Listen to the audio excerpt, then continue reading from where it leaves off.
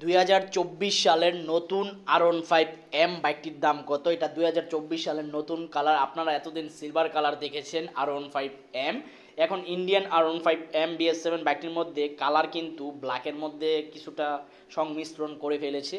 পিছনের আপনার পিলিয়ন সিডির যে গ্র্যাভেলগুলো আছে এগুলো কিন্তু ব্ল্যাক কালার, সামনের ফ্রন্ট যেই মাথার গার্ডটি আছে এটাও কিন্তু ব্ল্যাক। তো আপনারা অবশ্যই দেখতে পারেন এসে।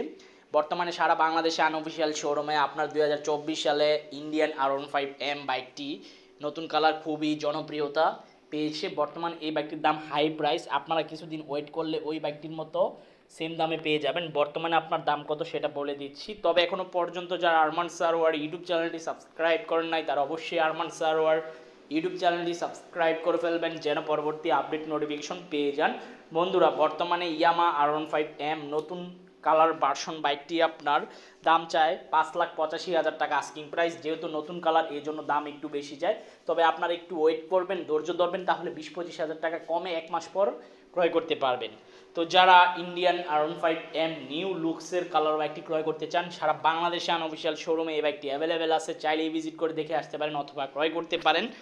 আর ইন্ডিয়ান R15M BS7 যে সিলভার কালার বাইকটি আছে ওটার প্রাইস হচ্ছে আপনার 5,60,000 টাকা আস্কিং প্রাইস। আর এটা নতুন জাস্ট কিছু কালার চেঞ্জ, ফ্রন্ট কিছু কিটের কালার চেঞ্জ আর পিলিয়ন সিটের আপনার গ্র্যাভেলের কালার চেঞ্জ, এতটুকুই 5,85,000 টাকা। তো অবশ্যই আপনারা যাচাই বাছাই করে তারপর বাইক ক্রয় করবেন, বিকজ বাইকটির কালারের জন্য দাম বাড়বে, এটার দাম বাড়তেই পারে, বাট তবে আপনার একটু ধৈর্য ধরলে হয়তোবা কিছুটা কম দামে ক্রয় করতে পারবেন। আর বর্তমানে এখন যারা নিতে চান এই দাম হলে ক্রয় করতে পারেন। এই ছিল আজকের ভিডিওর আপডেট ইনফরমেশন এবং আল্লাহ হাফেজ।